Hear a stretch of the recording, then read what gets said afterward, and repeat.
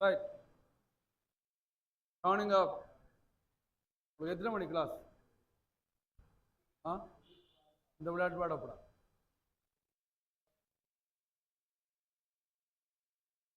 Right. இதில் இந்த கிளாஸில் ரெண்டு வகையான வகுப்பு நடந்து கொண்டிருக்கு. ஒன்று உங்களுக்கு பிசிக்கலாக போகுது, வெளி மாவட்ட பிள்ளைகளுக்கு, அதாவது அம்பாறை மாவட்டம் தவிந்தாக்களுக்கு இந்த கிளாஸ் ஆன்லைனில் நிறைய பிள்ளைய கேட்டதுக்காக வேண்டி இந்த கிளாஸ் சேரும். அதுக்கு நான் தனி எனக்கு நேரம் இல்லை. அது வண்டியில் ஆன்லைன்லேயும் கொஞ்சம் பிள்ளைய வந்திருக்காங்க. அது மாதிரி காத்தாங்குடி வேற ஒரு பிள்ளையிலையும் இதுக்குள்ளே வந்திருக்கு. வெளி மாவட்டம் வந்திருக்கு. அம்பாறை மாவட்டம் யாரையும் நாங்கள் எடுக்க மாட்டோம். நீங்கள் நெஞ்சு வந்து படிக்கலாம், கல்வியில் படிக்கலாம். ரைட். இப்போ இதில் இந்த ஆன்லைனில் இருக்கிறார்கள் நான் சொல்ல வேண்டிய விடயம் என்று சொன்னால், அதில் அவுட் ஆஃப் ஏரியா வெளி மாவட்டங்கள்லேருந்து படிக்கிறார்கள். இதில் உங்களுக்கு நாங்கள் 10ஆம் ஆண்டு ஸ்டார்ட் ஆகிறோம். 9 ஏற்கனவே படிக்கப்பட்டிருக்கு. இப்போ அதுகளை நீங்கள் ரிவிஷன் எல்லாம் முடிக்கணும். ஏன்னா எங்களோட நோக்கம் என்று சொன்னால், இந்த 6 மாதத்துக்கு முன்னே எக்ஸாமுக்கு A-லெவலுக்கு 6 மாதத்துக்கு முன்னே நாங்கள் சிலபஸ் முடிக்கணும். இப்போ அப்படியான ஒரு ப்ராஜெக்டில் இந்த கிளாஸ் எல்லாருக்கும் பயனளிக்கணும் அடிப்படையில். இதில் வேறு எந்த விளையாட்டும் விளையாடலாம், ரெக்கார்டிங் எல்லாம் ஒன்றும் செய்யலாது. அதில் நாங்கள் விரும்பினாக்கள் படிக்கலாம்னு இன்றைக்கி வெளி மாவட்ட பிள்ளைய கேட்டதால் அதை ஸ்டார்ட் பண்ணியிருக்கோம். அதில் இதுக்கு ஏற்கனவே இருக்கிற அழகுகள் நீங்கள் வேறு எங்கேனாலும் போய் படிப்பீங்க. அதில் அந்த அழகை பொறுத்த வரைக்கும் நாங்கள் ரிவிஷன்லாம் படிக்கணும். ஆனால் அவடத்த இம்பார்ட்டன்ட் 10ஆம் ஆண்டுலேருந்து மிக முக்கியமான விடயம் ஸ்டார்ட் ஆகுது. இதில் என்னென்னா, இவ்வளவும் 12 சிலபஸ், அதாவது 1 இருந்து 10 வரைக்கும் 12 சிலபஸ். பார்ட் 1 சொல்கிறல 12, 13 தான் சொல்கிறேன். இது 12 சிலபஸ். இதில் முதலாம் அலகு இந்த அலகுட 12 சிலபஸ். இந்த 10ஆம் அலகு வரைக்கும் 12 சிலபஸ். அதுக்கப்புறம் இன்னும் 6 அலகு என்ன, அது 13 சிலபஸ். ரைட். இதில் 10 அலகு இருக்கு. முதலாம் அலகு தீர்மானம் எடுப்பதற்கான கணக்கிடம், அதில் முக்கியத்துவம். ரைட். 2ஆம் அலகு கொடுக்கல் வாங்கலே கணக்கிட்டு சமன்பாட்டில் முன்வைத்து. 3ஆம் அலகு கொடுக்கல் வாங்கலுக்கு இரட்டை பதிவு செய்து. 4ஆம் அலகு கொடுக்கல் வாங்கல்களை மூலேடுகளின் ஊடாக பேரட்டுக்கு மாற்று. 5ஆம் அலகு நிதி கணக்கீட்டின் எண்ணக்கருக்களை பகுப்பாய்வு செய்தல். 6ஆம் அலகு தனியுடைமை வணிகங்களின் நிதிக்கூற்றுக்கள். 7ஆம் அலகு உற்பத்தி வணிகங்களின் நிதிக்கூற்றுக்கள். 8ஆம் அலகு இலாப நோக்கமற்ற அமைப்புகளின் நிதிக்கூற்றுக்கள். ரைட். இவ்வளவு தான் உங்களுக்கு ஏற்கனவே தந்து நாங்கள் முடிச்சிட்டோம். ரைட். இது நீ ரிவிஷன் எல்லாம் பார்க்கலாம், ஆன்லைனில் வராது ரிவிஷன் தான் செய்யலாம். அடுத்த 9ஆம் அலகு நாங்கள் 8ஆம் அலகு முடிய உங்களுக்கு 9ஆம் அலகு ஸ்டார்ட் ஆக போகிறோம். அது உங்களுக்கு வளமையாக அது நிறைவில் பதிவுன்னு சொல்கிறேன். நிறைவில் பதிவு. இப்போ நாங்கள் படிக்க போகிறது பங்குடைமை வணிகங்களின் நிதிக்கூற்றுக்கள். இதில் எப்படி கேள்வி வரும்டா, ஏழுக்கு எப்படி கேள்வி வரும்டா, உங்களோட பாஸ் பேப்பரையும் படித்த விளங்குனாங்க. இதில் உங்களோட பார்ட் 1 பேப்பர் 50 வினா, 50 தானே, 50 வினா. ஒரு வினாவுக்கு எத்தனை மார்க்ஸ்? 4 மார்க்ஸ். அக்கவுண்டிங் பேப்பர் 200 புள்ளிக்குரிய பேப்பர். பார்ட் 1 2ஆ பிரிச்சா 100க்கு தான் பார்க்குற. எல்லா பேப்பரும் 100க்கு பார்க்குற, அக்கவுண்டிங் பேப்பர் மட்டும் 200க்கு பார்த்து பிரிப்பாங்க. அதுக்கு ஒரு காரணம் இருக்கு. அது ஏன் அந்த 200 பார்க்கணுங்கிறது காரணம் ஒன்று இருக்கு. உங்களுக்கு அந்த ஸ்ட்ரக்சருக்கு தானே 20 கேள்வி. அதில் ABCDன்னு வருமே. அப்போ ABCDன்னு எத்தனை? 4. இப்போ 4க்கு 4 புள்ளி கொடுக்கணும். அரை கொடுத்த மாறாங்களோ, ஒரு அரை போனால் எல்லாம் முடிஞ்சு. அதெல்லாம் அந்த மார்க்ஸு இந்த டிவைட் பண்ணி கொடுக்குறதால அந்த புள்ளி அப்படி மாற்றிருக்காங்க. அதே மாதிரி அக்கௌண்டிங்னா அந்த புள்ளிகள் கூட கொடுக்குறேன். ஒவ்வொரு பதிவுக்கு மார்க்ஸ் என்ன, பார்ட் 1, பார்ட் 2 30 பதிவு வாங்க, 30க்கு ஒவ்வொரு புள்ளி கொடுத்து வைப்போம். அதில் அக்கவுண்டிங் பேப்பர் மட்டும் எத்தனை மாதம் பார்க்க போகிறாங்க? 200 மாதம் பார்க்க போகிறாங்க. ரைட். இதில் நீங்கள் இந்த பார்ட் 1 10 அலகை நம்ம கிளியர் பண்ணி எடுத்தோம்டா, 10 அலகை நீங்கள் கிளியர் பண்ணி எடுத்தீங்கண்டா நீங்கள் எக்ஸாமுக்கு 25 கேள்வி செய்யலாம். பார்ட் 1 எத்தனை கேள்வி? 25 கேள்வி. 1 இருந்து அதாவது 25 கேள்வி. அநேகமாக MCQல 15 கேள்வி வரும். 12 சிலபஸில் ஸ்ட்ரக்சரில் 10 கேள்வி வரும். சரியா? எத்தனை கேள்வி செய்யலாம் சொல்லுங்க வேண்டாம்? 25 கேள்வி, 100 மார்க்ஸ் கேள்வி வரும். இதிலிருந்து இந்த 10 அலகை நீங்க படிச்சா பாட்பான்களைய பிராக்டிஸ் 10 படிச்சு போட்டு பாட்பான்களைய பிராக்டிஸ் பண்ணீங்கன்னா என்ன செய்யும்? 100 புள்ளி எடுக்கணும். 10 படிக்கணும். எதை படிக்கணும்? 10 தியரியையும் படிச்சு போட்டு பாட்பான்களை செஞ்சு பார்த்தாச்சு கணக்கு இல்லை. 10 தியரியும் வாசிக்கிற பாட்பான்கள் என்ன நம்ம செஞ்சிருக்க நிறைய கேள்வி செய்து பார்த்தீங்கன்னா முதல் கேள்வி வாசி செஞ்சு பார்த்தா அது 100 மார்க்ஸ் இன்னும் நிறைய இருக்குதானே. அடுத்தது பார்ட் 2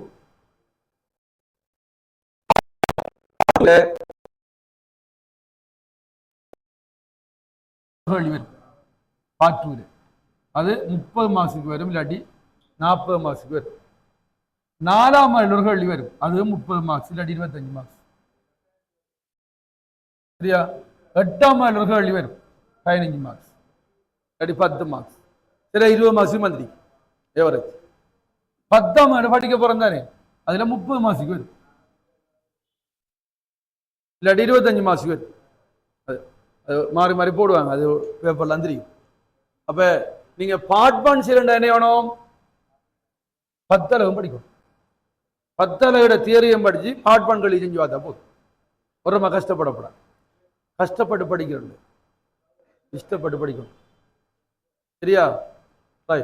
இப்ப பாருங்க பார்ட் 2. நீங்க என்ன பெரிய பெரிய கணக்கு செய்ய போறீங்களா?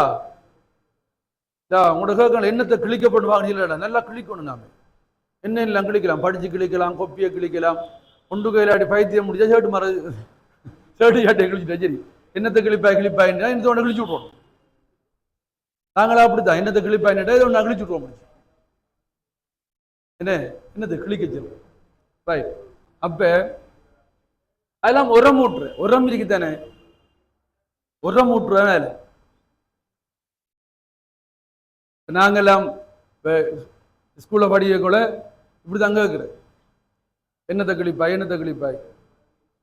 சொல்லி கேட்டுதான் நாங்கள் கிழிச்சு விட்டோம். கிளி ஒன்று 1ஆம் ஆளா வந்தோம் டிஸ்ட்ரிக்ட்ல. அப்படித்தான். வெந்நீரண்டா இப்போ மெக்ஸில் ஒருத்தன் எடுத்தான் கட்டிக்காரன். இப்போ நாங்கெல்லாம் அன்ற மெக்ஸில் சி தான் எடுத்து மெக்ஸில் சி எடுத்தா நாங்கள் நீ ஏன்டா ஹோமஸுக்கு வந்து மெக்ஸில் எடுத்தால் கெம்பிஸ் கிடைக்கல. ஏன்னா அந்த 1ஆம் ஆள் ஸ்கூல்ல இல்லை, மாவட்டத்தில். அப்போ என்னென்னு சொல்லிச்சுன்னா அது உரம். ஸ்கூலில் மட்டன் தட்ட நாம் என்ன வேணும்? நம்மளை மோட்டிவேட் பண்ணிக்கிட்டே இருக்கணும். சரியா? நம்மளால முடிஞ்சதை செய்யறானு இது எடப்பாருங்க. சரியா? இது என்ன ரெண்டுன்னா என்ன செய்யறேன் பார்ப்போம் அப்படின்னா அங்கே கேள்வியை செய்ய ஒரு கேள்விக்கு வர ஹுள்ளி உரையப்போட்டு உறைஞ்சி ஏழச்சில் மார்க்ஸ் விட்டு நிற்கிறேன். அப்படி இல்லை, நம்மளால முடிஞ்சது நாம செய்யறது. நம்மளோட முன்னேற்றத்துக்கு யாரும் தடை இல்லை. நம்மளோட முன்னேற்றத்துக்கு யார் தடை? நாம தான். நம்மளோட டெவலப் ஆகிறது தடை நாம யாரை? நமக்கு பின்னுக்கு வரவனை பற்றி நாம என்ன ஏற்படும்? விமர்சிக்கணும். அது ஒரு பிரச்சனை இல்லை. சரியானே? அந்த கேர்ள்ஸ் இருக்கிற ஆகப்பெரிய தன்மை என்ன? ஹெடப் ஆகுறதும் நொந்து நூலாகிறதும். இல்லை, ஸ்கூல்லையும் தானே, வீட்டிலையும் தானே குறைய மார்க்ஸ் வந்தாச்சு தான். அப்போ அப்படியான சில விடயங்களுக்கு அதுக்காக நீங்கள் படிக்காம விடுற, நீங்கள் ஃபோனை பார்த்துக்கிட்டு, நீங்கள் விளையாடிக்கிட்டு, நீங்கள் புதுநங்காட்டிட்டு இருந்து ஏற்றி படுத்தாம நல்லா படிக்கிங்க. வீட்டை தேவையில்லாதீங்கன்னு சொன்னால் அது நம்ம படிப்பு மூலமாக தான் ப்ரூவ் பண்ணணும். இல்லை, நல்ல ரிசல்ட்டுகளை நம்மளை மாற்றி அமைக்கும். அப்போ அது ஒரு பிரச்சனை இல்லை. இப்போ நீங்கள் கூட்டி பார்த்தீங்கன்னா பாருங்க, 2ஆம் மலையில் பெரிய கணக்கு செஞ்சா 30 மார்க்ஸ் வரும். சில எக்ஸாமில் 40 மார்க்ஸ் வரும். இதை 40 ஆக்கினா இங்கே இது குறைப்பான். இல்லை, எல்லாம் எவரேஜ் 100 தான். 4ஆம் மலை நீங்கள் நல்லா படிச்சிங்கன்னா எல்லாம் 30 மார்க்ஸ் 25 மார்க்ஸ் எடுக்கலாம், பார்த்துருக்கோம். 8ஆம் மலை 15 மார்க்ஸ். 10ஆம் மலை நம்ம இன்னும் படிக்க போகிறோம். இப்போ 30 மார்க்ஸ் 105 மார்க்ஸுக்கு வழி வரும். எத்தனைக்கு? 240. பார்ட் 1 பேப்பர் எடுக்கிற 200 எல்லா வினாக்களுக்கும் விடைதான் இருக்கு. பார்ட் 1 சொல்ற கதையை ஒழுங்காக கேட்டுக்கங்க. இதுக்கு பிறகு நீங்க எடுக்க போற முயற்சியும் உங்களை மாற்றி அமைக்கும். இதுக்கு முன்ன படிச்சால ஒரு பெரிய இஷ்யூவே இல்லை. படிவா செய்யலாம், பேப்பர்ல செய்யலாம். பாருங்க, 10 தியரியும் பாச்சு பார்ட் 1க்கு ரெடி ஆகு, 100 மார்க்ஸ் ரெடி ஆகும். அடுத்த 10 4 அலகுதான் நீங்க பார்ட் 2க்கு ரெடி ஆக போறீங்க. கணக்கட்டி சமன்பாடு செய்யற, மூலோடு பேரிட செய்யற, இலாப நோக்கம் மற்ற வச்சுற பங்குடமை செய்ய போற. இப்ப 105 மார்க்ஸ் 100 மார்க்ஸ் 240 மார்க்ஸ் வரும் பார்ட் 2. பார்ட் 2 பேப்பர் எத்தனை மார்க்ஸ் வரும்? 6 வினா 40 மார்க்ஸ். 6 வினா ஒரு பேப்பர் 6 வினா 40 புள்ளி எத்தனை மார்க்ஸ் 240 ஒரு கேள்வி எவ்வளவு ஒரு கேள்வி சூஸ் அப்ப எத்தனை மார்க்ஸ் 200 தான் ஒரு கேள்வி எவ்வளவு எதை விடுற அது எக்ஸாம் விடாமல் எடுக்கணும் சிலபஸ் முடிக்கிற மாதிரி எப்படி எதை விடுறாங்க அப்ப 240 மார்க்ஸ்ல 105 மார்க்ஸ் எடுக்க போறா என்னத்துல 12 சிலபஸ்ல நம்ம எத்தனை மார்க்ஸ் எடுக்க படிக்கணும் நம்ம எத்தனை மார்க்ஸ் எடுக்க படிக்கணும் 235 மார்க்ஸ் படிக்கணும் 13 சிலபஸ் 235 மார்க்ஸ் பார்ட் 1ல 100 மார்க்ஸ் எத்தனை மார்க்ஸ் படிக்க வேண்டியிருக்கு 335 மார்க்ஸ் படிக்க வேண்டியிருக்கு சரியா 335 மார்க்ஸ் படிக்க வேண்டியது பார்ட் 1 பார்ட் 2 சேர்த்துடா இந்த 300 பார்ட் 1 பார்ட் 2 சேர்த்துடா பார்ட் 2ல மட்டும்டா பார்ட் 1 பார்ட் 2 பார்ட் 1ல பாருங்க பார்ட் 1ல 10 அலகுல இருந்து 25 கேள்வி வரும் 100 மார்க்ஸ் பார்ட் 2 இருக்கு தானே கிரேட் 13 சிலபஸ் கிரேட் 13 சிலபஸ்ல 6 அலகு தாண்டி எத்தனை அலகு 6 அலகுல இருந்து 100 மார்க்ஸ் கேள்வி வரும் 6 அலகுல இருந்தும் சாரி 6 அலகுல இருந்தும் 135 மார்க்ஸ் கேள்வி வரும் இல்ல 235 இப்ப நீங்க சொல்லுங்க படிச்சது கூடயா படிக்க வேண்டியது கூட இருக்கா ஆனா இனி வேகமா போ சிலபஸ் கடுமையா மூவ் ஆகும் இனி என்ன காரணம்னா நீங்க இது வரைக்கும் படிச்ச பேசிக் தானே கூட பேசிக்கு 4 எடுக்கிற சரியா எப்படியும் சில 2ஆம் மாதம் 3ஆம் மாதத்தோட சிலபஸ் முடிஞ்சு எல்லாம் முடியும் சரியா இதான் இதுக்கு பிறகு படிக்கிறது பாருங்க பங்குடம் இருக்குதானே அவனை பங்குடம் படிக்க போறோம் பங்குடமையில மட்டும் 50 மார்க்ஸ் கேள்வி வரும் பங்குடம் படிக்க போறோம் 50 மார்க்ஸ் கேள்வி வரும் எப்படி பார்ட் 2ல 30 மார்க்ஸ் பார்ட் 1ல 5 கேள்வி 5 கேள்வில 20 மார்க்ஸ் 20 பார்ட் 2ல 30 மார்க்ஸ் எடுக்க போறாய் பார்ட் 1ல 20 மார்க்ஸ் எடுக்க போறாய் ஆகவே பங்குடமையை கிளியரா படிச்சவனுக்கு எத்தனை மார்க்ஸ் கிடைக்கும் 50 மார்க்ஸ் கிடைக்கும் சில நேரம் 45 கிடைக்கும் இந்த 30 மார்க்ஸ் சில எக்ஸாம் 25 போடுவாங்க இந்த முறை 25 மார்க்ஸ் தான் போட்டாங்க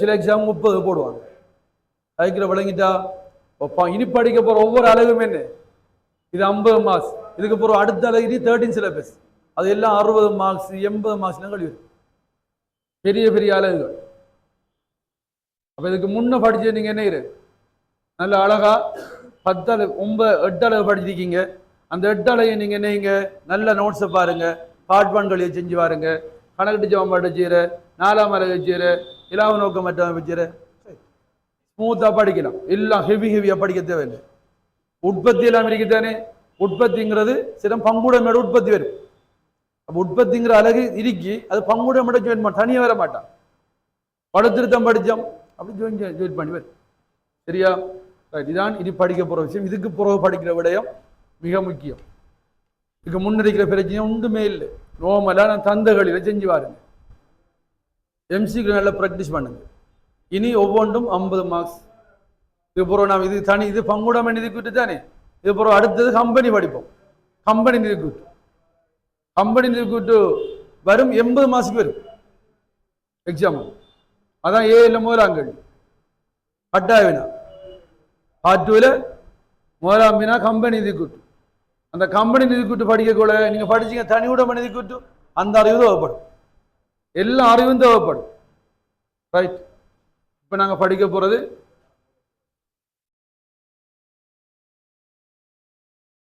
பங்குடைமை கவனிங்க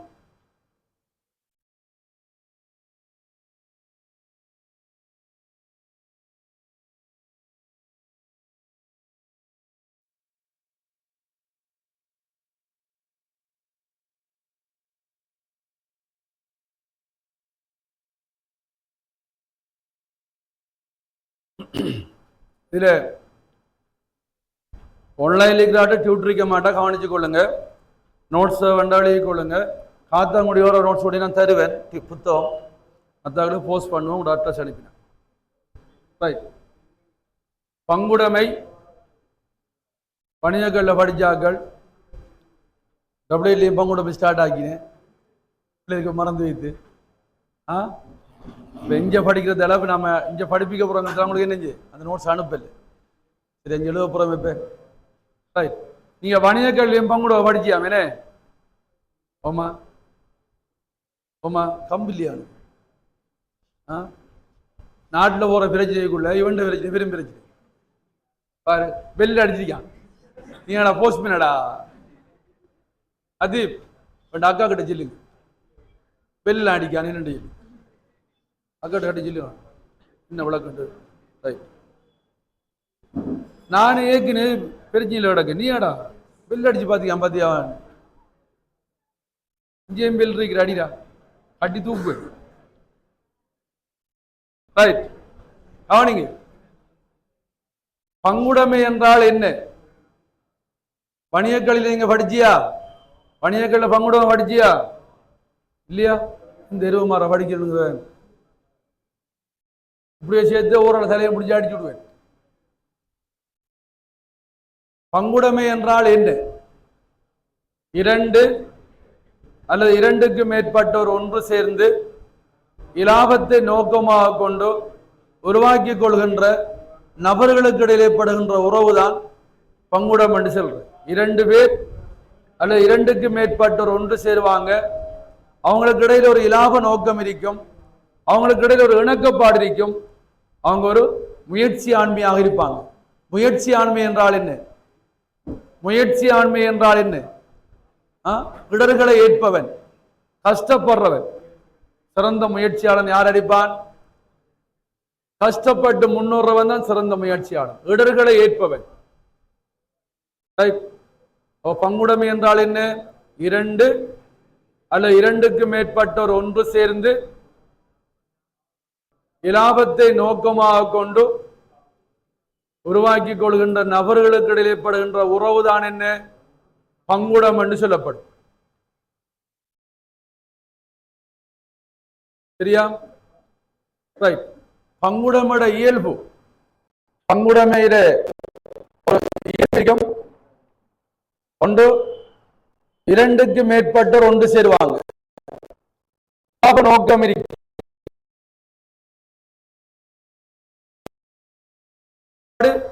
இருக்கும் அடுத்து ஒரு முயற்சி ஆண்மையாக இருக்கும் பங்குடைமை ஒரு முயற்சி ஆண்மையாக இருக்கும் இடர்களை ஏற்கிறவங்களாக காணப்படுவாங்க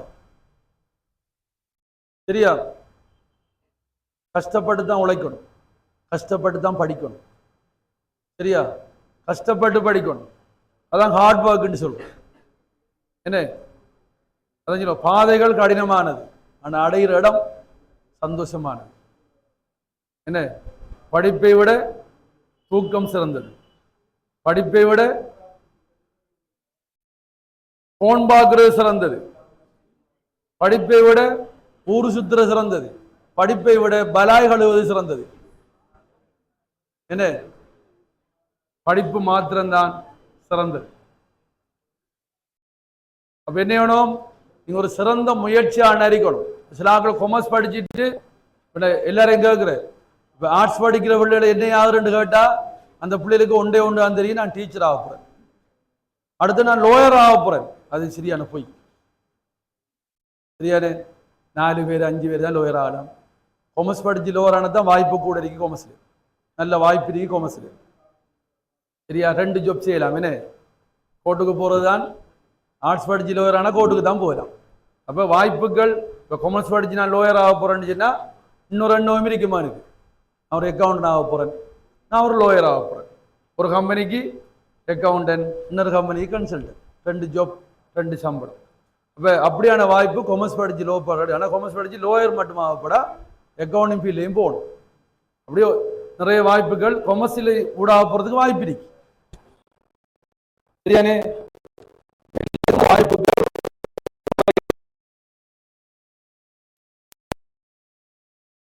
ஒரு பங்குடைமை நடத்தணும்னு சொன்னா ஒரு பங்குடைமையோட இயல்பு ஒன்று என்ன வரைக்கும் ஒன்றோ 2க்கு மேற்பட்டோர் ஒன்று சேருவாங்க அவங்களுக்கு இடையில ஒரு 2 பேர் 3 பேர் சேர்ந்து ஒரு இணக்கப்பாட்டுக்கு வரணும் தானே ஒரு ஒப்பந்தம் ஏற்படுத்துவாங்க அடுத்தது அவங்களுக்கு இடையில ஒரு ஒரு நல்ல உறவு ஒன்று இருக்கும், அடுத்தது இலாப நோக்கம் இருக்கும், ஒரு முயற்சியாண்மையாக அவங்க இருப்பாங்க.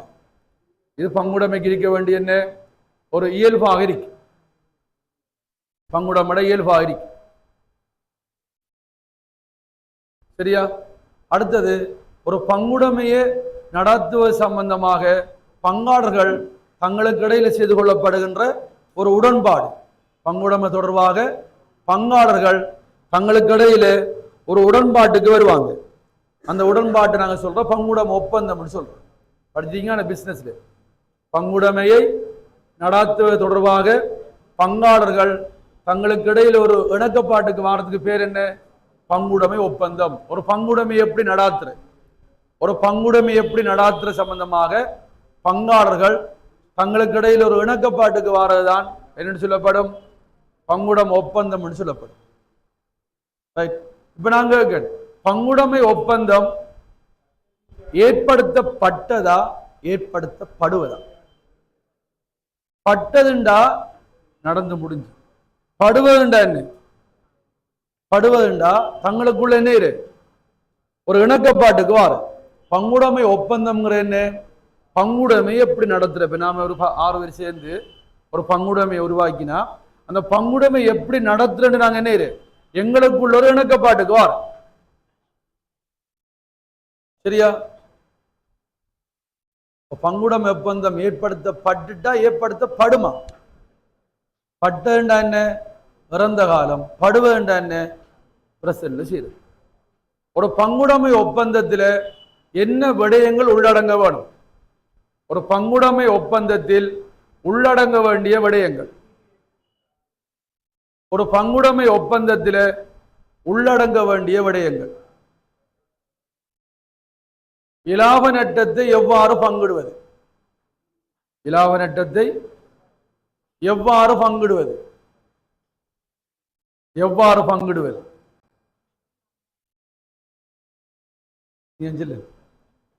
பணியக்கல்வி படிச்சம்மா என்ற செல்வாப்பம்.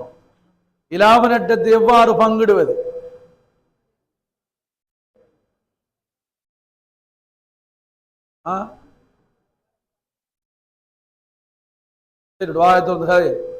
ஒரு இலாப நட்டத்தை எவ்வாறு பங்கிடுவது? டப்ளேட்ல சொல்லிட்டேன், நீங்க வாய திறக்கப்படா செல்வா. நீங்க சின்ன சில உங்களுக்கு இன்னைக்கு தந்திரிக்கு, இன்னைக்கு ஞாபகம் இருக்கு, பெரிய சுத்தம் கிடைக்கா.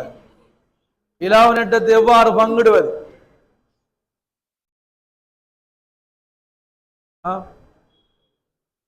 மூலனத்துக்கு வட்டி கொடுக்கின்ற எத்தனை வீதம்? மூலனத்துக்கு வட்டி கொடுக்கின்ற எத்தனை வீதம்? சம்பளம் கொடுக்கின்ற எவ்வளவு? கடனுக்கு வட்டி கொடுக்கின்ற எத்தனை வீதம்? ஏய் அனிடா நிமிடா யாரு பெரிய ஈசிஜியால வந்துக்கிறது. உடம்புடா உடம்புடா உடம்புடா வாடா படத்தை வாடா. ஆக்களுக்கு பேக் வைக்கிறதுக்கு வேடம் சாஞ்சிக்கிட்டு ஏன் அந்த பேக்கத்தை வச்சுட்டு அப்படி சொல்றா என்னடா? நான் இங்க முக்கியமான படிப்பிச்சுட்டு என்ன சொல்றேன்டா? நீங்க ஃபுட்பால் வீரனா இல்ல கிரிக்கெட் வீரனா? பெட்லாம் தூக்கிட்டு போட்டு ஏன்டா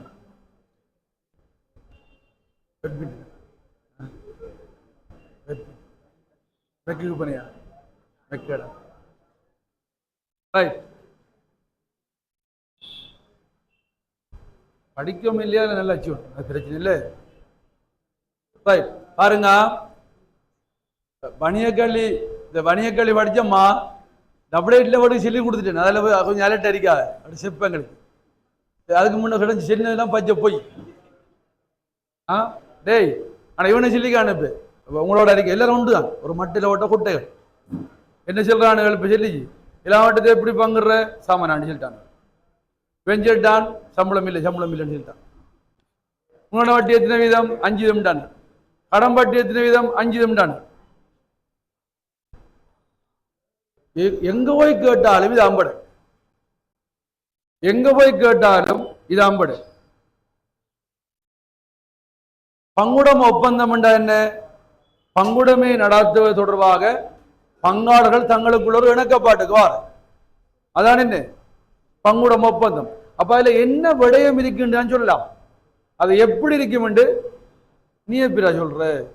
இப்ப நாம ஒரு 5 வருஷம் சேர்ந்து பங்குடைமை உருவாக்கினா நாமாடா டிசைட் பண்ண வேணும். நீ எப்படா சொல்லுவாய்? நீ சொன்ன ஒப்பந்தம் இல்லையடா, எல்லாரும் சேர்ந்து எனக்கு வேணுமாடா. பங்குடைமை ஒப்பந்தத்துல என்ன விடயம் இருக்கும் என்று நான் சொல்லலாம். அதை எப்படி இருக்கும் என்று அவங்க டிசைட் பண்ணுவாங்க. அப்ப நீங்க என்ன சொல்லணும்? இலாபநட்டத்தை எவ்வாறு பங்கிடுவது, அது பங்காளர்கள் டிசைட் பண்ணுவாங்க. மூலதனத்துக்கு வட்டி கொடுக்குறியா இல்லையா, அவங்க டிசைட் பண்ற. கொடுக்கலாம்னா கொடுக்கலாம் ஒப்பந்தத்துல. சம்பளம் கொடுக்கறத பத்தி அவங்க டிசைட் பண்ண வேணும். மூலதனத்தை எவ்வாறு இடுவது அவங்க டிசைட் பண்ண வேணும். கடனுக்கு வட்டி கொடுக்குற எத்தனை விதம்? 5 எழுதப்படா. ஒப்பந்தத்துல 10 விதம்டா, 10 விதம். ஒப்பந்தத்துல 20 விதம்டா. டேய், ஒப்பந்தத்துல இருக்கிற விடயம் என்னண்டா? ஒன்று இலாபத்தை எவ்வாறு பிரிப்பது, மூலதனம் இடுவது எவ்வாறு, சம்பளம் வழங்குவது தொடர்பான விவரம், மூலதனத்துக்கு வட்டி, கடம்பட்டி, அடுத்தது ஒரு பங்காளரை அந்த பங்குடைமை சம்பந்தமான அந்த எவ்வாறு நாங்க அந்த நன்மை பிச்சைராக்கும் படிப்போம். நன்மை எவ்வாறு சீராக்கு பார்க்கணும். நன்மை எவ்வாறு சீராக்கி கொள்ற, நன்மை என்ன அது படிக்கணும். இதான் பங்குடம் ஒப்பந்தத்தில் இருக்கிற விடயம். மூலதன வட்டி கொடுக்கணும், கொடுக்க தம்மணும். சம்பளம் கொடுக்க தம்மணும். கடம்பட்டி எத்தனை விதம், 70 விதத்தை கொடுக்கணும். இலாபத்தை எப்படி பிரிக்கிற, எழுதின மாதிரி பிரிக்கணும். சரியா? இப்ப சொல்லுங்க பாப்போம், ஒரு ஒப்பந்தம் எவ்வாறு இருக்கணும் டிசைட் பண்ற? ஒரு ஒப்பந்தத்துல என்ன விடயம் இருக்குன்னு யார் டிசைட் பண்ற? சொல்லுங்க. பங்காளர்கள் டிசைட் பண்ணுவாங்க. எப்படி இருக்கணும் என்ன ஆன்சர்? அவங்க இணங்கியபடி இருக்கும். ரைட். இந்த பங்குடைமை ஒப்பந்தம் 3 வகையில உருவாகலாம். பங்குடைமை ஒப்பந்தம் 3 வகையில உருவாகலாம். ஒன்று வாய்மொழி மூலம், நடத்தை மூலம், எழுத்து மூலம். கட்டாயம் ஒரு ஒப்பந்தம் எழுத்தில் இருக்க வேண்டும். உண்மையா பொய்யா? கட்டாயம் ஒரு ஒப்பந்தம் எழுத்தில் இருக்க வேண்டும். உண்மையா பொய்யா? பொய். என்ன, வாய்மொழி மூலம் இருக்கலாம், நடத்தை மூலம் இருக்கலாம், எழுத்து மூலம் இருக்கலாம். இந்த பங்குடைமை ஒப்பந்தம் எழுத்தில் இருக்க வேண்டிய அவசியம் என்னண்டா? 1000 ரூபாய்க்கு மேற்பட்ட மூலதனத்தை உடைய பங்குடைமைகள். எவ்வளவு? 1000 ரூபாய்க்கு மேற்பட்ட மூலதனத்தை உடைய பங்குடைமைகள், 1000 ரூபாய்க்கு மேற்பட்ட மூலதனத்தை உடைய பங்குடைமைகள் தனது பங்குடைமை ஒப்பந்தத்தை கட்டாயம் எழுத்தில் ஏற்படுத்த வேணும்னு சொல்லி 1840ஆம் ஆண்டு மோசடி தவிர்ப்பு கட்டளை சட்டம் சொல்லுது. 1840ஆம் ஆண்டு மோசடி தவிர்ப்பு கட்டளை சட்டம் சொல்லுது. பங்குடைமை ஒப்பந்தம் என்ன இருக்கணும்? எழுத்தில் இருக்கணும். எப்ப? 1000 ரூபாய். எந்த 1000 ரூபாய்? 1840ஆம் ஆண்டு 1000 ரூபாய். நம்முடைய இலங்கை சிச்சுவேஷனை பாத்தீங்களா? 1840ஆம் ஆண்டு சட்டத்தில் இருக்கிற 1000, 1840ஆம் ஆண்டு பிறந்தாக்க உத்தரவை பிரிக்க மாட்டாங்க. யார் ஆட்சி காலம்? யார் ஆட்சி காலம்டா? ஆங்கிலேயர் ஆட்சி காலத்துல இருந்து 1840ஆம் ஆண்டு 1000 ரூபாய். சரியா? அன்றம் சொல்லுவாங்க. அன்றம் உங்களோட மூத்தவமாரு 1900 எழுதிப்பாங்க. அவரே சொல்லுவாங்க, நாங்க 1000 ரூபாய் கூட வளவு வாங்கியிருக்கோம். நாம இப்ப 1000 ரூபாய்க்கு கொத்ரோட்டியும் வாங்கல. ஃபுல்லாக ஆண்டு வைப்பாங்க. ஏடா 1000 ரூபாய்க்கு ஒரு நாளைக்கு இப்ப டியூஷன் காசு ஒரு மாதத்துக்கு 1000, அது வாங்கப்படுற பாடு இந்த அதிப்பு தந்திரிக்கும். டியூஷன் காசு ஒரு மாதத்துக்கு எவ்வளவு உண்டு உங்களுக்கு தெரியும் என்ன? அந்த காசை வாங்க ஒரு நாளைக்கு 1000 ரூபாய் தின்னு கம்மி இருப்பான வேண்டும். ஒரு நாளைக்கு 1000 ரூபாய் பாக்கெட் மணி 500 ரூபா வேணும். அதையும் போதாண்டு சண்டை பிடிக்க வேண்டிக்கான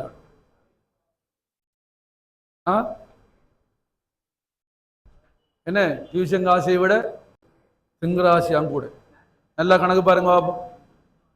இல்ல திங்கணும், திங்கணாண்டு செல்லல இல்ல, அந்த அளவு தந்திக்கு எது முக்கியமோ பாருங்க. 8 வகுப்பும் காட்டி 9 வகுப்பும் காட்டுவாங்க. சும்மாவுமா இல்லை, நாம டேட்டை வச்சுட்டு இருக்கிறோம். நாளைக்கு வெளியே நிற்பா, அதுக்கு அப்புறம் தெரியும். அப்ப அந்த அந்த 1000 ரூபா, 1000 ரூபா என்ன சின்ன காசு, 1000 ரூபாவுக்கு பங்குடைமைப்பில் ஆரம்பிக்கிறேன் உங்களோட மூளை யோசிக்கும். 1840ஆம் ஆண்டு 1000 ரூபா. அந்த வேலை செய்யறதுக்கு இன்றைக்கு ஒரு கோடி இருந்தாலும் போதா. அந்த 1840ஆம் ஆண்டு இருந்த 1000 ரூபா செய்யற வேலைக்கு இன்றைக்கு ஒரு கோடி ரூபா காசு விட இருந்தா போதும். அந்த அளவுக்கு வேலை வைப்பு சல்லி சொல்லுவாங்க. காசு எப்படி சொல்ற? சல்லி சல்லி சொல்ற. சல்லின்ற நம்ம காசு சொல்ற அங்கே அன்றமெல்லாம் சல்லின்ற காசு விடுவார். அதுல பழைய அருங்கலை பொக்குசங்கள் மியூசியத்தில் போனா இருக்க முடியும். அந்த பெருமை அந்த காசு இருக்கு சரியா. 10 சதம் நாங்கன்றீங்களா நீங்க, 1 சதம் 5 லாக்கள் கதைக்குள்ள இல்லுவாங்க. நீங்க சொல்லுவீங்க 1 ரூபாவும் இல்லைங்க, உங்களோட மூத்தவ மாதிரி இல்லைங்க 5 இல்லை நிலுவாங்க. 5 5 சதம். அப்படிப்பட்ட ஒரு காலத்தில் வாழ்ந்தாக்கத்தில் அவங்க 5 சாப்பிடுங்களாம் ஒரு காலம். அந்த காலத்து 1000 ரூபாடா டேய் இலங்கையோட கதைக்கிற அதை மாற்ற வச்சுக்காங்க. இலங்கையில நிறைய சட்டங்கள் இணையப்படலை, மாற்றி அமைக்கப்படலை. பழைய சட்டங்களை அப்படி வச்சுக்காங்க. ஆனா இலங்கை செஞ்ச ஒரே ஒரு உருப்படி, இலங்கை அரசாங்கம் செஞ்ச ஒரே ஒரு உருப்படி அக்கவுண்டிங்க மட்டுமே நெஞ்சிக்கான இன்டர்நேஷனலுக்கு மாத்திக்கான அக்கவுண்டிங்க மட்டும். இலங்கை அக்கவுண்டிங் என்ன உலக தரத்திலான இன்டர்நேஷனல் அக்கவுண்டிங் ஸ்டாண்டர்ட் போர்ட் என்று சொல்ற சர்வதேச கணக்கீட்டு சபை யூகேல இருக்கிற இன்டர்நேஷனல் வெர்ஷனுக்கு இலங்கை அக்கவுண்டிங்க மாத்திருக்காங்க. அதனாலதான் இலங்கை அக்கவுண்டிங்ல வேர்ல்டு எங்கேயும் ஒப்பிருக்கு. ஒரு எதையும் அங்கே மாதிரி இலங்கை மெடிக்கல் கூட ஸ்ரீலங்கா வெளிநாட்டுக்கு போனால் அந்த மெடிசனை வச்சு ஒன்றுமே செய்யலாம். போய் இலங்கை எம்பிபிஎஸ் வச்சு என்னலா வெளிநாடுகளில் சில நாட்டுக்கு போகலாம், சில நாடு ஜொப்பே இல்லை. யூகேலாம் அமெரிக்காவெல்லாம் எடுக்கவே மாட்டான், போல நேசிக்கும் எடுக்க மாட்டான், நேசிங்களையும் எடுக்க மாட்டான். அங்கே திரும்ப படிக்கணும். சில இடத்துல ஓமான் அப்படியே நாடுகள் எல்லாம் இலங்கை எம்பிசி இருக்கு. ரைட், கவனிங்க. அப்ப இந்த பங்குடைமை ஒப்பந்தம் எப்ப கட்டாயம் இடத்துல இருக்கணும்?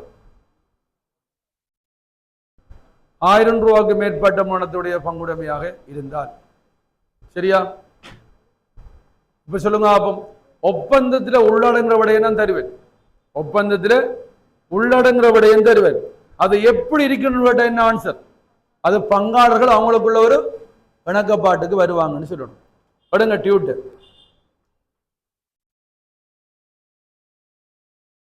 டியூட்டடுங்க. இந்த டியூட் உங்களுக்கு அனுப்பணும் ஆன்லைன்ல இருக்கிறவங்களுக்கு. இன்னைக்கு கொஞ்சம் கேட்டுக்கொள்ளுங்க.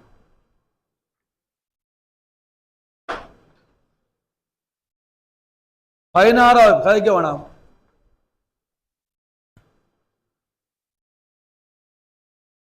இந்த நோட் பண்ணிடுங்க. அது இதுல என்னண்டா கவனிங்க எல்லாரும்.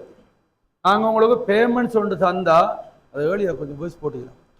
எனக்கு ஒன்றும் தெரியாது. ஒரு பேமெண்ட்ஸுக்கு ஒரு கார்டு தந்தரா அது ஒவ்வொரு வகுப்புலையும் இருக்கணும். சரியானே? 8வது கிளாஸ் முடிய நாங்கள் வாங்கி எடுப்போம். நீங்கள் எடுத்துட்டு வராம மட்டும் நாங்கள் எப்படி வாங்குறோம்? 8வது வகுப்பு ஒவ்வொரு வகுப்புலையும் இருக்கணும். நீங்கள் ஒவ்வொரு வகுப்புலையும் செக் பண்ணணும். அடுத்த வகுப்புல இருந்து இந்த கார்டு நீங்கள் கார்டு எடுத்தா காட்டணும். அப்போ எங்களுக்கு யார் கார்டு எடுக்க விளங்கும். சரியானே? இவ்வளோ நோட் பண்ணிக்கங்க. நாளைக்கு வாங்கிக்கொள்ளுங்க. இல்லை மிஸ் ஆன சிக்கல். ரைட், நாளைக்கு உங்களோட கார்டை கொண்டு போய் கொடுத்துடணும் கேட்காம. இதுக்கு பிறகு நீங்கள் என்ன கார்டு கேட்கல இல்லைன்னா உங்களை எழுப்பி அனுப்பிவிட்ருவோம். நான் பொறுப்பு இல்லை. இருங்க எடுங்க. 16வது பேஜ். கார்டை தேட போகிறோம். பிள்ளை பாரா தேடி உங்களை அட்டளி அக்ரபத்துக்கு போ பஸ் எடுத்து 16வதுல பாருங்கடா. 16ஆம் பேஜை பாருங்கடா. அதுக்கு முன்னுக்கு 9ஆம் அலகு. அதுல பங்குடைமை வணிகம் ஒன்றில் நிதிக்கூற்றுக்களை தயாரிக்க போறோம். அதுல என்ன விடைய படிக்க போறோம்னா அந்த இது பாருங்க. பங்குடைமை ஒப்பந்தம் எல்லாம் இருக்கும். அதுல படிக்க போற விடயம் தான் இல்லைக்கு. உள்ளுக்கு வாங்க.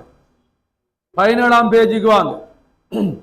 பங்குடைமை 2 அல்லது 2க்கு மேற்பட்டோர் ஒன்று சேர்ந்து இலாபத்தை நோக்கமாக கொண்டு உருவாக்கி கொள்கின்ற பொதுவானது ஒரு முயற்சி அல்லது நபர்களுக்கு இடைப்பட்ட உறவுதான் என்ன? பங்குடைமை. பங்குடைமையின் கூறு அல்லது பங்குடைமட இயல்பு. அந்த இயல்பு நோட்ஸ் எழுதி கொள்ளுங்க. பங்குடைமட கூறு அல்லது பங்குடைமட இயல்பு. ஒன்று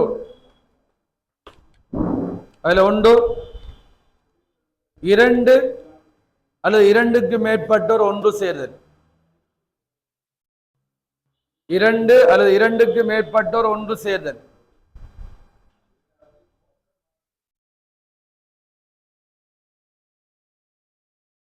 இரண்டு அல்லது இரண்டுக்கு மேற்பட்டோர் ஒன்று சேர்தல்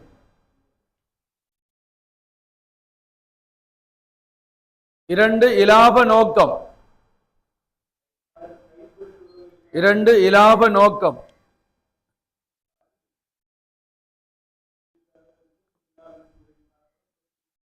இலாப நோக்கம்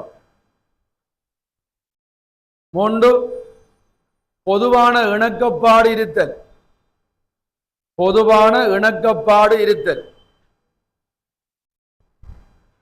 பொதுவான இணக்கப்பாடு இருத்தல்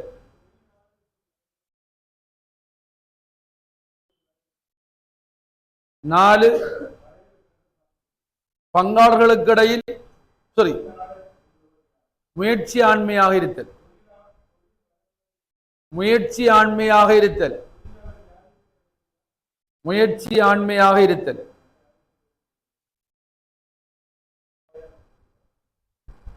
முயற்சி ஆண்மையாக இருத்தல்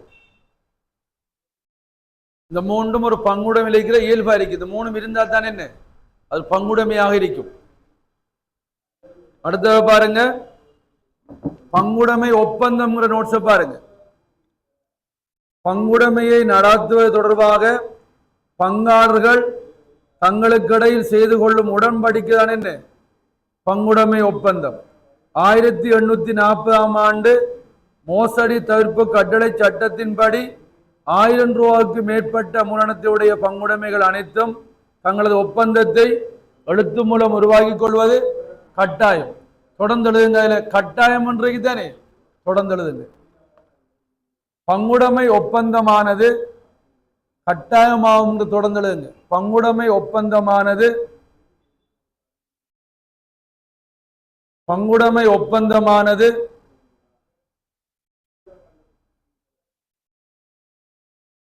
வாய்மொழி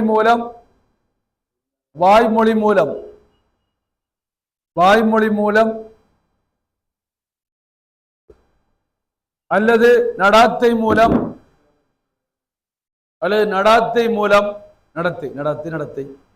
நடத்தை மூலம் இலாபநோக்கமற்ற விடைகள் நடத்தை மூலம் அல்லது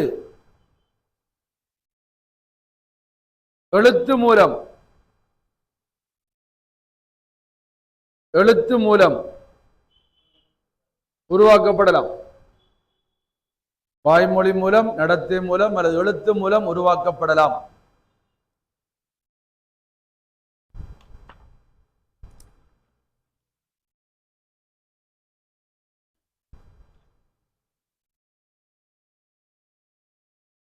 தலையங்கம் பங்குடைமை ஒப்பந்தத்தில் உள்ளடங்கும் கணக்கீடு தொடர்பான விட நீங்க வணிகங்களில பிசினஸ்ல நிறைய எழுதிப்பீங்க நாங்க விடத்தை எழுத போற அக்கௌண்டிங் என்ன விடயம் இல்ல என்னண்டா இதுல எழுத போற விடயம் எப்படி இருக்கணும் கேட்டா நீங்க என்ன சொல்லணும் அது பங்காளர்கள இணக்கப்பாட்டின் படி இருக்கணும் இப்படித்தான் இருக்கணும் என்று சொல்லல அது அவங்க எழுதுற மாதிரி இருக்கும் கணக்கு சொல்லலாம் எழுதுங்க ஒன்று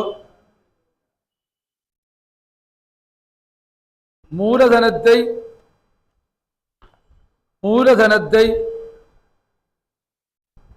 ஈடுபடுத்தல்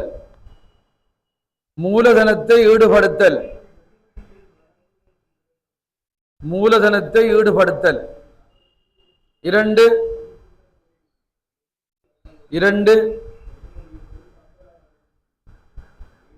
இலாபம்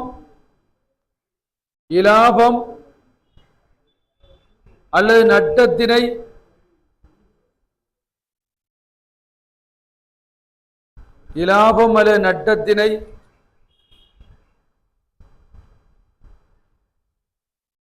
பங்கீடு செய்யும் முறை இலாபம் அல்லது நட்டத்தினை பங்கீடு செய்யும் முறை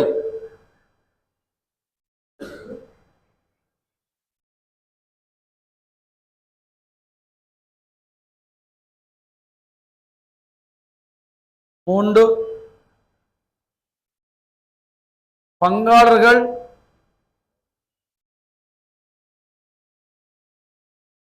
பங்காளர்கள்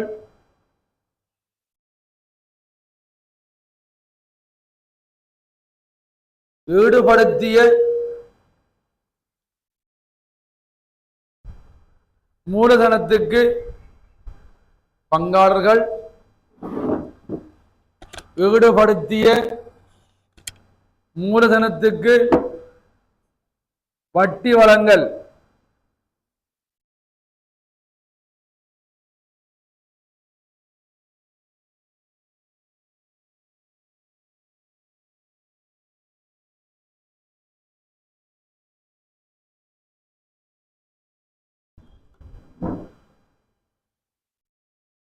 நாலு, பங்காளர்களுக்கு சம்பளம் வழங்கல். பங்காளர்களுக்கு சம்பளம் வழங்கல். பங்காளர்களுக்கு சம்பளம் வழங்கல்.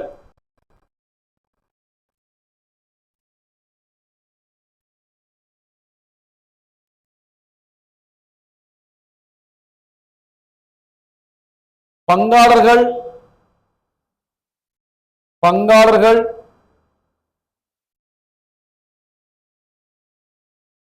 ஈடுபடுத்திய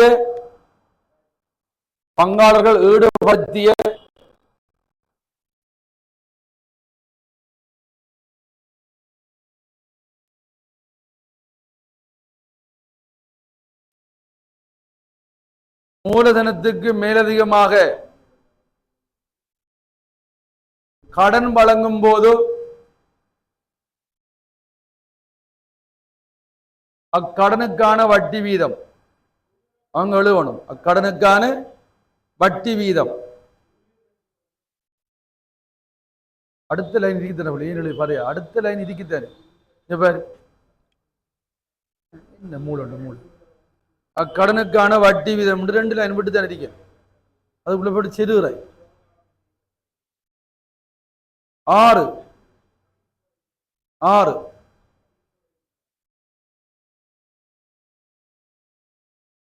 நன்மதிப்பினை படிப்போம். அதா நன்மதிப்பு தனி அழகு. நன்மதிப்பினை சீராக்கும் முறை. நன்மதிப்பினை சீராக்கும் முறை எப்படி சீராக்குற படிப்போம். நன்மதிப்பினை சீராக்கும் முறை. தலையங்கம் பங்குடைமையை கட்டுப்படுத்தும் சட்டங்கள். இவட்ட கொஞ்சம் மூடுங்க, பெண்ணை வச்சு மூடுங்க. பங்குடைமையை கட்டுப்படுத்துகின்ற சட்டங்கள். அதுல ஒன்று நாங்க பார்த்தோம் 1840ஆம் ஆண்டு மோசடி தவிர்ப்பு கட்டளை சட்டம். 1000 ரூபாய்க்கு மேற்பட்ட மூலதனத்தையுடைய பங்குடைமைகள் தங்களது ஒப்பந்தத்தை கட்டாயம் எழுத்தில் ஏற்படுத்த வேணும். இரண்டாவது 1890ஆம் ஆண்டு பங்குடைமை கட்டளை சட்டம். இதுதான் முக்கியமான சட்டம். பங்குடைமை 1890ஆம் ஆண்டு பங்குடைமை சட்டத்தில் 2 பிரிவு கீழே இருக்கு. 24, 42 2 பிரிவில் இந்த சட்டம் சொல்லு. சட்டம்ங்கிறது எழுதப்படுவதா எழுதப்பட்டுட்டா? எப்ப எழுதியாச்சு? 1890ஆம் ஆண்டு எழுதியாச்சு. அப்ப அது என்ன சொல்லும் என்று நாம சொல்லணும். ஆக இந்த பங்குடைமை சட்டத்தின் 24ஆம் பிரிவு சொல்லுதோ இலாப நட்டம் சமனாக பங்கிடப்பட வேண்டும். அதை நீங்க சின்ன நாங்கிட்ட ஒப்பந்தத்தை நீங்க சின்ன சட்டத்தை எப்படி தாக்கலாமே. இலாப நட்டம் சமனாக பங்கிடப்பட வேண்டும். ஒப்பந்தப்படி ஒப்பந்தத்தில் இருக்கிற மாதிரி பிரிக்கலாம். சட்டப்படி சமனாக பங்கிடப்பட வேண்டும். அடுத்தது மூலதனத்துக்கு வட்டி வழங்குவது இல்லை. சட்டப்படி வட்டி இல்லை. ஒப்பந்தப்படி இருந்தால் வட்டி கொடுக்கலாம். சட்டப்படி மூலதனத்துக்கு வட்டி வழங்குவது இல்லை. அனைத்து பங்காளர்களும் முகாமையில் ஈடுபடணும். சம்பளம் வழங்குவது இல்லை. ஒப்பந்தப்படி வழங்கலாம், சட்டப்படி சம்பளம் இல்லை. பங்காளர் பங்குடைமைக்கு கடன் வழங்கினால் அக்கடனுக்கு வருடாந்தம் 5 வீத வட்டி வழங்க வேண்டும். ஒப்பந்தப்படி எத்தனை வீதம் வழங்கலாம்? சட்டப்படி 5 வீதம். ரைட். பங்காளர் தனது சொந்த பணத்தை கொண்டு வந்து பங்குடைமைக்காக செலவழித்தால், சொந்த பணத்தை கொண்டு வந்து பங்குடைமைக்காக செலவழித்தால் அதனை மூலப்படுற உரிமை அந்த பங்காளுக்கு இருக்கு. நிறுவனம் வேறு, உரிமையாளர் வேறு அந்த கன்செப்ட் அடிப்படையாக. சரியா? என்ன சொல்லுது பங்குடைமை சட்டம் 24ஆம் பிரிவு? இலாப நட்டம் சமனா பிரிக்கணும். சொல்லுங்க. மூலதனத்துக்கு வட்டி இல்லை, சம்பளம் வழங்குவதில்லை பங்காளர்களுக்கு, கடன் வட்டி 5%.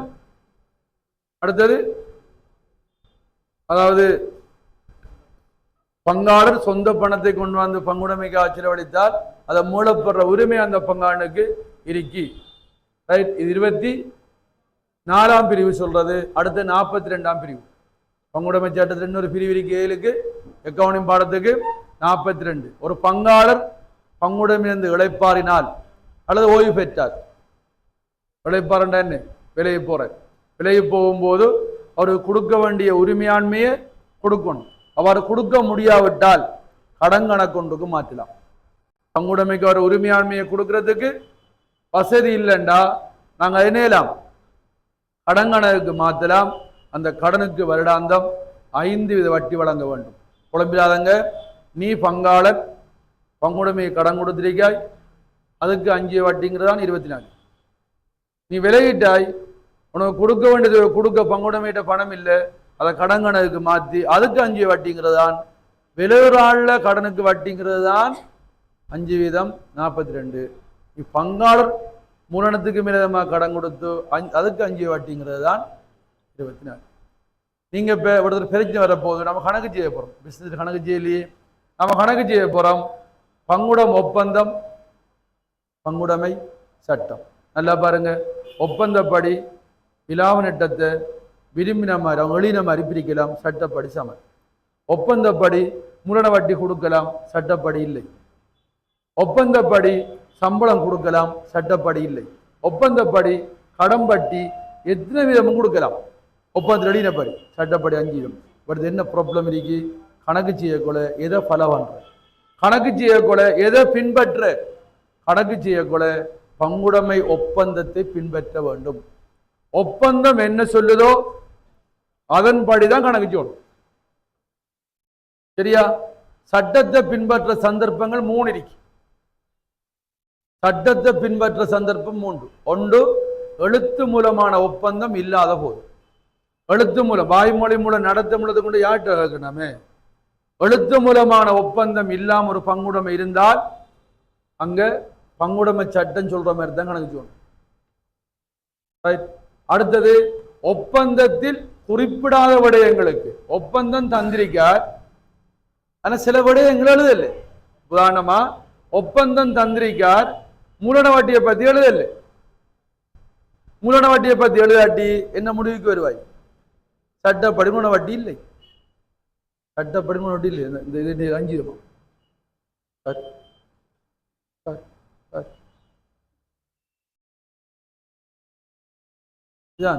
ஒடிய ஒடிய ராமாயணம் விடிஞ்ச ராமன் சீதைக்கு தங்கச்சி முரண்டு செல்வ சீரந்தானே பாரு. இவ்வளோ நேரம் காய்ச்சிட்டீங்க, சட்டப்படி மூலதன வட்டி இல்லை. புள்ள 5% இந்த மீனே இல்லை, அவர் மூளை இல்லை. படம் மாறி இவ்வளோ நேரம் காய்ச்சிட்டீங்க பாத்தியா? அப்ப 2027ஆம் ஆண்டு காலத்தின் வரைக்கும் பாருங்க. டேய், மூலதன வட்டி சட்டப்படி இல்லை சீதவி, இல்லை. நான் சொல்லல, சட்டம் சொல்லுது. வெள்ளக்காரன் சொல்லி போட்டு போய்தான் 1890ஆம் ஆண்டு. நீ இன்னும் நான் படுற கஷ்டத்தை பாரு. இன்றைக்கும் சொல்லி இன்றைக்கு மாறுது. வெள்ளக்காரன் இருந்தாண்டா அவன் போய்த்து போச்சு, அவன் ரூபாய் கொண்டு வச்சுப்பான். அவனை ஒப்பே வழி விட்டு போய்தான். அப்ப டேய், மூலதன வட்டி இருக்குதானே, ஒப்பந்தத்தில் எழுதாட்டி இல்லை. சம்பளம் ஒப்பந்தத்தில் எழுதாட்டி சம்பளம் இல்லை. கடன் வட்டியை பத்தி எழுதாட்டி இல்லைன்னு சொல்றது 5%. அந்த 5 போதும் விட்டு 5% பொறுக்கி நிக்கி. ரைட், இளமையை பார். அப்ப ஒப்பந்தத்தில் எழுதாத விடயங்களுக்கு சட்டம். இன்னொன்று, ஒப்பந்தம் மீறின சட்டம். ஒப்பந்தத்தை நாம் ஒப்பந்தம் முன்னையப்படுத்திருக்கோம். ஒப்பந்தம் என்னையப்பட்டிருக்கு, மீறப்பட்டா அங்க என்னத்தை பல வேணும்? சட்டம். இப்ப ஒரு பங்காளர் கடன் ஒப்பந்தத்தில் எழுதிக்க எல்லாரும் சேர்ந்து உனக்கு 10% வட்டி தாரேன். பங்குடம் ஒப்பந்தத்தில் 10% வட்டின்னு எழுதியாச்சு. யார் எழுதின? எல்லாரும் சேர்ந்து ஒரு இணக்கப்பாட்டுக்கு வந்துட்டோம். 10 வட்டிட்டு. அப்ப எத்தனை வட்டி கொடுக்கணும்? இப்ப ஒப்பந்தத்தில் 10 வட்டின்னு எழுதினா 10 தான் கொடுக்கணும். யாராலையும் ஏமாற்ற முடியாது. தம்பி விளங்குதா? கிழக்கு கிளாஸ் முடிய நில்லு, நான் என்ன விளக்கணும்னு சொல்றேன். அடுத்தது இப்ப எவரு இந்த கடந்த அந்த பங்காளர் இல்ல எனக்கு 15 வட்டி தரணும் சொல்லி சண்டை பிடிக்க, எனக்கு 15 வட்டி தரணும், நீங்க இந்த கடனை வச்சு கடுமையா உழைக்க இந்த சிக்கலாக்குற. உண்மையா என்ன நடந்துட்டு? நம்ம எல்லாரும் சேர்ந்து என்ன கணக்குப்பாட்டுக்கு வந்த 10 வட்டி, நீ கடன் தந்து இவன் கடன் தந்தி ஆண்டு வச்சுக்கோ. இவன் இப்ப என்னறான்? எனக்கு 15 வட்டி ஆண்டு வைக்கான். மத்தவன் என்ன சொல்றான்? அப்படிலாம் கிடையாது, ஒப்பந்தத்திற்கு 10 தந்துருவோம். இப்ப இவர் ஒப்பந்தத்தை என்னச்சிட்டான் இல்லண்டா மூறிட்டாய். ஒப்பந்தம் மூறினாங்க என்ன வரும்? சட்டமா என்ன செல்லும்? 5% செய்யும். நீ கோர்ட்டுக்கு போனாலும் சரி, ஒரு ஆண்டில் போட்டு நீ தம்பி உனக்கு எத்தனை வட்டி வேண்டும்? ஜட்ஜ் கேட்பார், எத்தனை வட்டி வேணும்? எனக்கு 10 வேணும். சின்ன ஜட்ஜ் கடுமையாக உழைக்க ஆகலைக்கு இன்னைக்கு 15 வட்டி ஏறணும். உண்மையாக உனக்கு 15 வேணுமா? நீ உண்மையானு சொல்லுவாய். மற்ற எல்லாரையும் கூப்பிடுவாங்க நீ உன்னை தவிர. அவங்கள்ட்ட கேட்பானே, இல்லை அவருக்கு 10 தான் கொடுப்போம். நீங்க ஒப்பந்தத்தை முறிட்டீங்க சரியா தம்பி, நீ முறிட்டாரு கேட்பாரு யாரு? ஜட்ஜ். நீ என்ன சொல்லுவாய்? ஓம் சார் சொல்லுவாய். ரைட், உனக்கு 5 வட்டி போன் என்ன எப்படி? இல்ல சார் உள்ளுக்கு போடுவான் சரியானே. அப்ப என்ன விளக்கம்? சட்டம் தெரியாம குறுக்கோளை மாட்டிடப்படா. இப்ப உனக்கு சம்பளம் ஒரு 20,000 தாரானு பங்குட நல்லா வேலை செய்யாம எவ்வளவு? இல்ல எனக்கு 20,000 வேணும் என்ன கடைசியில முடியும்? சம்பளம் இல்லை. ஒப்பந்தம் மீறினால் சட்டம் என்னஞ்சது? எழுதின சட்டத்தை என்னப்படா சொல்லப்படா சரியா? இது அப்ப கணக்கு ஜீவனம் என்ன அடிப்படையில? ஒப்பந்தப்படி. ரைட், ஒப்பந்தம் இல்லைண்டா சட்டம், ஒப்பந்தத்தில் எழுதாட்டி சட்டம், ஒப்பந்தம் மீறினா சட்டம். ரைட், இப்போ உங்களுக்கு விளங்க கிளியரா? ஒப்பந்தம் என்ன சொல்லுது, சட்டம் என்ன சொல்லுது? இது பிசினஸுக்கு தேவை, அக்கௌண்டிங் தேவை. நீங்க பிசினஸ்ல என்ன இல்லை கிளியராக படிக்கல, தெளிவில்லாம அப்படி ஒரு சாப்பிட்ற எக்ஸாம் அப்படி தோப்புற, அப்ளிகேஷன் தெரியாது. அதான் பிரச்சனை. சார் எல்லாரும் நல்லா தான் படிப்பிக்கிற, நீங்க ஒரு வகையை வழங்கி வச்சுக்கிற, அதான் எல்லா பிரச்சனையும் காரணம். அடுத்தது கம்பெனியை கட்டுப்படுத்த இன்னொரு சட்டம் இருக்கு. 2007ஆம் ஆண்டு 7ஆம் இலக்க இலங்கை கம்பெனி சட்டம் பங்குடைமையை கட்டுப்படுத்துது. பங்காளர உச்ச எண்ணிக்கை 20 என்று சொல்றது 2007ஆம் ஆண்டு 7ஆம் இலக்க இலங்கை கம்பெனி சட்டத்தில் 519ஆம் பிரிவு ஒன்று. அடுத்தது 1918ஆம் ஆண்டு 6ஆம் இலக்க வியாபார பெயர் பதிவு கட்டளை சட்டம் சொல்லுது, ஒரு பங்குடைமையை கட்டுப்படுத்துது. ஒரு பங்குடைமை பொதுவான பெயர்ல உருவாக்கினால், ஒரு பங்குடைமை 2 விஷயம் உருவாக்கலாம். அவரவர் சொந்த பேர்ல உருவாக்கலாம், பொதுவான ஒரு பெயர்லையும் உருவாக்கலாம். பொதுவான பெயர்ல உருவாக்கினால் அந்த பங்குடைமை கட்டாயம் பதிவு செய்யப்பட வேண்டும். சொந்த பேர்ல உருவாக்கினால் விரும்பினா பதியலாம், பதியாமலும் விடலாம். கட்டாயம் பதிய தேவையில்லைன்னு அர்த்தம். பதிய தேவையில்லைங்கிறது போல கட்டாயம் பதிய தேவையில்லை. சொந்த பேர்ல இப்ப ரவியும் முகமட்டும் குமாரும் ஒரு பங்குட, ரவி குமார் முகமட்டு ஒரு பங்குடைமை ஆரம்பிச்சாங்கன்னு சொன்னா அவர் சொந்த பேர், பதிய தேவையில்லை, விரும்பினா பதியலாம். சரியா? அப்படி உருவாக்காம ஒரு காமன் பேர்ல ஒரு பொதுவான பேர்ல உருவாக்கின கட்டாயம் பதிவிடணும்னு சொல்லி 1918ஆம் ஆண்டு வியாபார பெயர் பதிவு கட்டளை 6வது இலக்கம் சொல்லுது. சரியா? பங்குடைமையை கட்டுப்படுத்துகிற சட்டங்கள் 1840ஆம் ஆண்டு மோசடி தொகுப்பு கட்டளை சட்டம், 1890ஆம் ஆண்டு பங்குடைமை சட்டம், அடுத்தது 2007ஆம் ஆண்டு 7ஆம் இலக்க இலங்கை கம்பெனி சட்டம், 1918ஆம் ஆண்டு வியாபார. அது எப்படி கட்டுப்படுத்துன்னு வைப்பாங்க எக்ஸாம், எப்படி கட்டுப்படுத்து பங்குடைமை என்று வைப்பாங்க. ரைட், இப்ப நாம 2 விடயம் படிச்சிருக்கோம். பங்குடைமை ஒப்பந்தம் என்ன சொல்லுது, அதன்படி தான் கணக்கு செய்யணும். ஒப்பந்தம் எழுதப்படுவது அதில் என்ன விடயம் உள்ளடங்க வேண்டும் அது அவங்க தான் தீர்மானிப்பாங்க. பங்குடைமை சட்டம் என்ன சொல்லுதோ அது எழுதப்படும், அது நான் தருவேன். சரியானே? ஆகவே இப்போ நாம பங்குடம் ஒப்பந்தம் சட்டத்தை படிச்சிருக்கோம். இனி எங்கே போகிறோம்? கணக்குக்குள்ளே போகிறோம். பங்குடம் சம்பந்தமான கணக்கு ஏரியாக்குள்ளே போகிறோம். இதுக்கு பிறகு நீங்கள் பணியக்களில் அங்கே சம்மந்தப்பட மாட்டா. ஆனால் ஒப்பந்தம் சட்டம் கவனம் அடுங்க.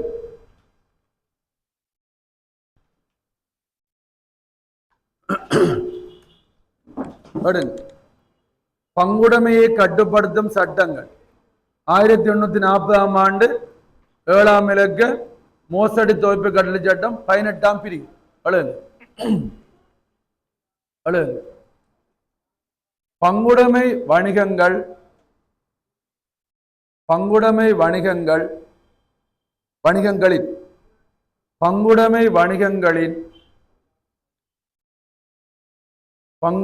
வணிகங்களின்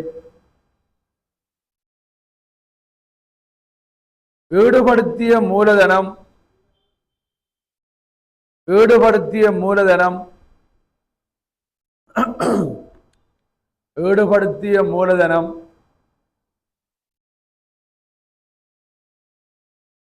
ரூ.1000க்கு ரூவண்ணா போட்டு ரூ.1000க்கு மேற்படும் போதோ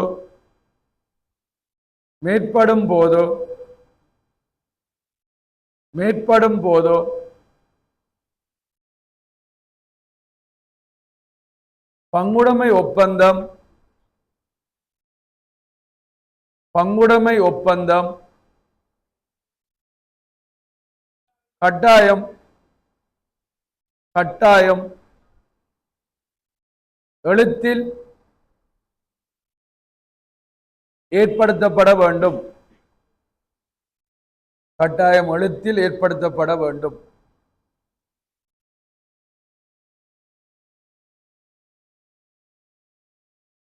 கட்டாயம் எழுத்தில் ஏற்படுத்தணும். மூலதனம் 1000 ரூபாய்க்கு மேற்பட்ட.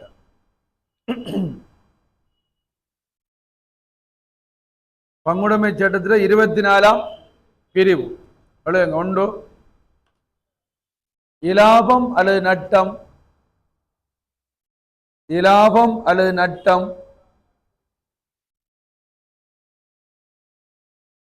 சமனாக பகிரப்படல் வேண்டும்.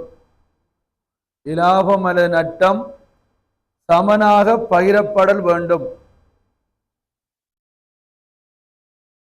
இலாபம் அல்லது நட்டம் சமனாக பகிரப்படல் வேண்டும். 2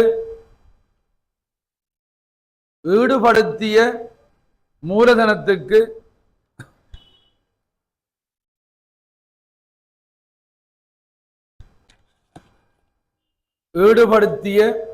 மூலதனத்துக்கு வட்டி வழங்குவது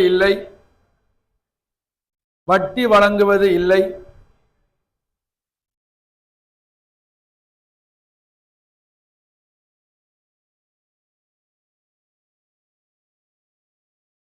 மூன்று பங்காளர்கள் அனைவரும்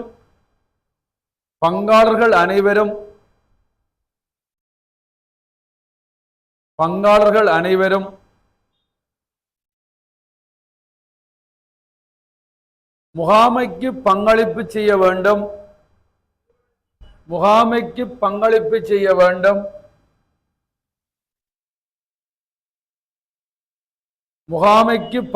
செய்ய வேண்டும்.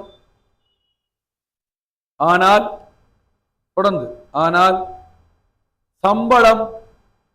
சம்பளத்துக்கு இன்னொரு பேர் இருக்கிறது.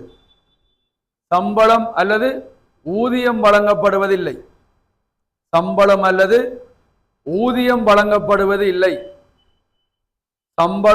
ஊதியம் ஊதியமா சலரிக்கு ஒரு பேர் வழங்கப்படுவது இல்லை. 4 பங்காளர்கள்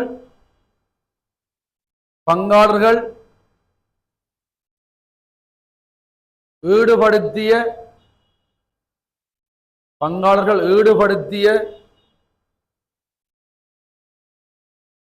மூலதனத்துக்கு மேலதிகமாக மூலதனத்துக்கு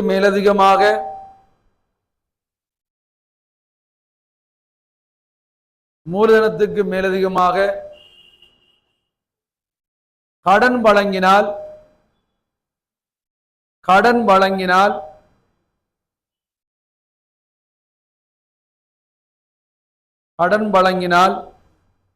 அக்கடனுக்கு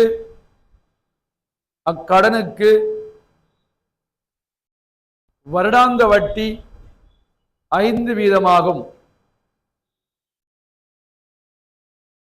அக்கடனுக்கு வருடாந்த வட்டி 5%. 5 பங்காளர்கள் 5வது பங்காளர்கள் தனது சொந்த பணத்திலிருந்து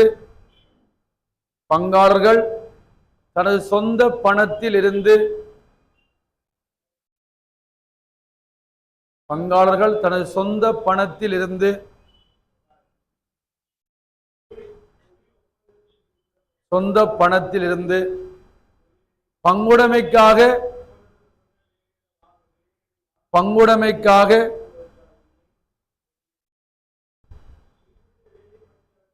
செலவு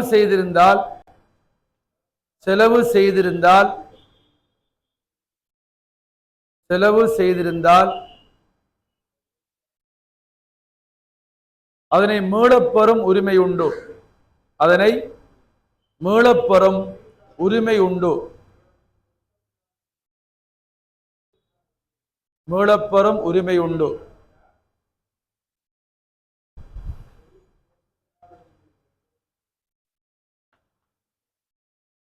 42ஆம் பிரிவில் உள்ளடங்குற விடயம் எழுதுங்க.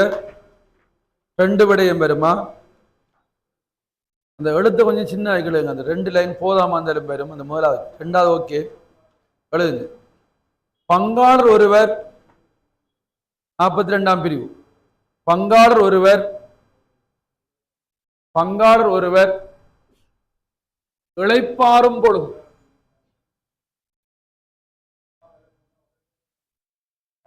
இளைப்பாறும் பொழுது அல்லது ஓய்வு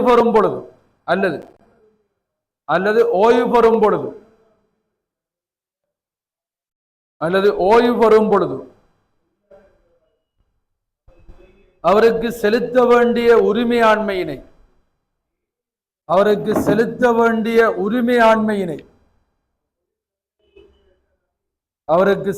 வேண்டிய உரிமையாண்மையினை கடன் கணக்கொன்றுக்கு மாற்றலாம். அவருக்கு செலுத்த வேண்டிய உரிமையாண்மையினை கடன் கணக்கொன்றுக்கு மாற்றலாம். 2 அக்கடன்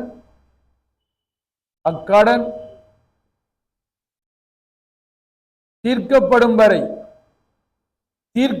வரை தீர்க்கின்ற கடனை அடைக்கிறது. அக்கடன் தீர்க்கப்படும் வரை வருடாந்தம்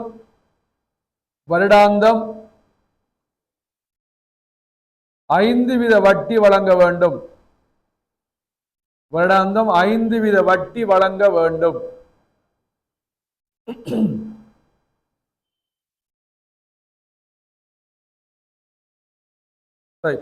அடுத்து பாருங்க. 1890ஆம் ஆண்டு பங்குடைமை கட்டளை சட்டத்தை பின்பற்றும் சந்தர்ப்பங்கள் 1, 2, 3 வரும். 3வது நம்பர் போடல நான் எழுது. 1 முதலாவது இங்க பாருங்க, ஒப்பந்தப்படி தான் கணக்கு செய்யணும். சட்டப்படி கணக்கு செய்யற சந்தர்ப்பம் 3.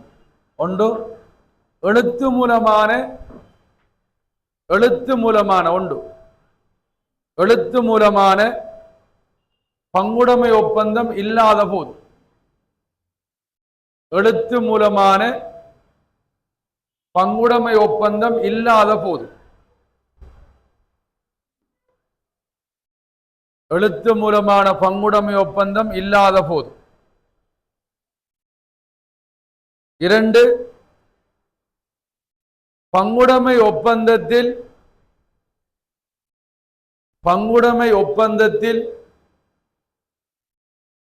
குறிப்பிடாத விடயங்களுக்கு பங்குடைமை ஒப்பந்தத்தில் குறிப்பிடாத விடயங்களுக்கு பங்குடைமை ஒப்பந்தத்தில் குறிப்பிடாத விடயங்களுக்கு 3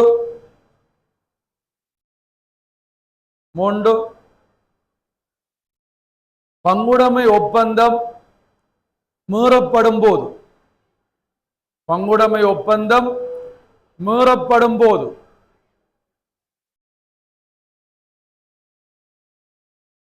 பங்குடைமை ஒப்பந்தம் மீறப்படும் போது அடுத்தது 2007 ஆண்டு 7ஆம் இலக்க இலங்கை கம்பெனி சட்டத்தில் 519 பிரிவு சொல்லுது. எழுதுங்க. பங்குடைமை வணிகம் ஒன்றின் அதில் எழுதுங்க. பங்குடைமை வணிகம் ஒன்றின் பங்காளர்களின் உச்ச எண்ணிக்கை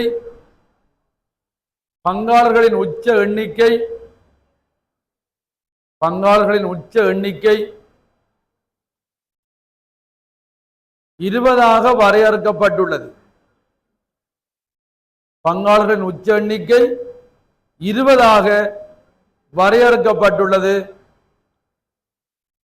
பிரக்கெட்டுக்கு எழுதுங்க. 2 தொடக்கம் 20 சரிதானே? பிரக்கெட்டுக்கு எழுதிக் கொள்ளுங்க. என்ன அர்த்தம்? கொஞ்சம் 2 பேரு கூடியது 20. ஆனா 20 நாள் வேணுமா? தலையங்கம் 1918 ஆண்டு 6ஆம் இலக்க வணிக பேர்பதிவு கட்டளை சட்டம் இல்லாட்டி வியாபார பேர்பதிவுன்னு சொல்லுவாங்க. எழுதுங்க. பங்குடைமை வணிகங்கள்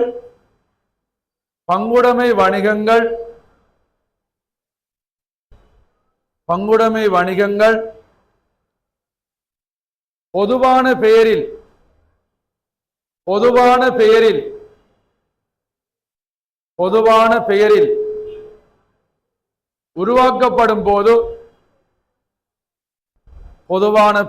உருவாக்கப்படும் போது கட்டாயம் பதிவு செய்தல் வேண்டும்.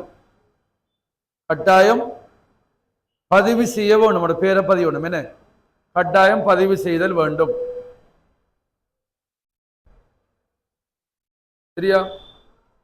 இவ்வளவு வச்சு பாருங்க. இந்த நோட்ஸ் உங்களுக்கு என்ன வரும்? கேள்வி கேட்பாங்க. கேள்வி செய்வோம். இதுக்கு பிறகு கணக்கு ஏரியாக்குள்ள போகிறோமா? இல்லை நீங்க கிளாஸ் ஒழுங்கா கட் பண்ண விளங்காது. எல்லாரும் தான் சொல்றேன். கிளாஸ் கட் பண்ண விளங்காது. கிளாஸ் கட் பண்ண எடுக்க இல்லாது. மற்ற ஒன்றும் செய்யலாம். ரைட்? இதுல இந்த ஆன்லைன்ல இருக்கிறாங்களுக்கு டியூட் இல்லை. இந்த நோட்ஸ் அனுப்புறோம், படிச்சு கொள்ளுங்க, பிரிண்ட் எடுக்க வேணாம். ரைட்?